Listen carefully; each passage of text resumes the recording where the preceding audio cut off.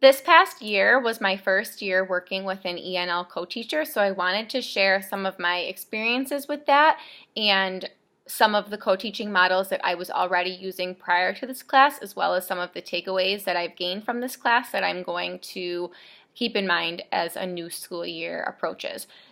So this was my first year working with an ENL co-teacher, and one thing that I know was really important in this class that we talked about was collaboration and teamwork and using each other's strengths, and I felt that my co-teacher and I really did a nice job of doing that. We also tried quite a few of the co-teaching models that we learned about in class. For example, a lot of times we would use the one teach, one assist. We would take turns teaching the lessons. If there was a lesson that I felt I could do a nice job with, or that she wanted to take the lead on, we would allow each other to switch off on that, and the other teacher would assist by walking around the room, helping students that needing it, giving input when needed. We also would use one teaches, one observes. We did that a few times for certain students that we needed to collect some information or data on that we needed to share with parents or administrators or just for our own knowledge. So that was really helpful to have a second adult in the room. Either I would be teaching and she could collect some information, or vice versa, she would be teaching and I could sit back and kind of look at a student that I had some concerns on and collect some information. Another co-teaching model that we used often was parallel teaching. We would divide the students evenly and we would teach simultaneously.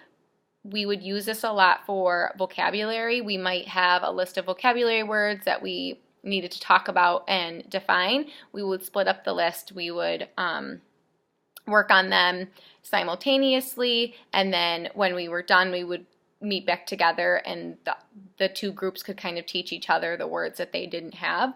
We also would use the parallel teaching for a novel that we were reading for some discussion, some group discussion. We would break off into two groups, and each group would take a main character and we would discuss that character and use our books to kind of find evidence and have a group discussion about that. And then again, we would meet back and share out what each group talked about. One co-teaching model that I have not yet tried that I learned from this class that I would like to try is station teaching. I've done stations before, but I haven't really thought of it as a co-teaching model. And there's a few reasons why I would like to try this. One reason is because stations are really great. It gets kids up and moving and keeps them engaged and motivated, but it can add a little bit of an extra layer of classroom management and materials.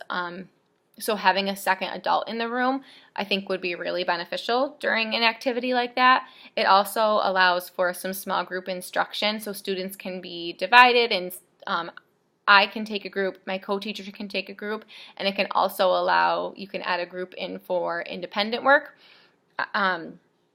And it divides up the content, it keeps kids engaged, it keeps them motivated. It can be to introduce a new topic, or it can be for review. So there's a lot of different ways that I could see myself using that co-teaching model. So those are just some takeaways that I have gained from this class, and some things that I would like to continue doing, and some new things I would like to try.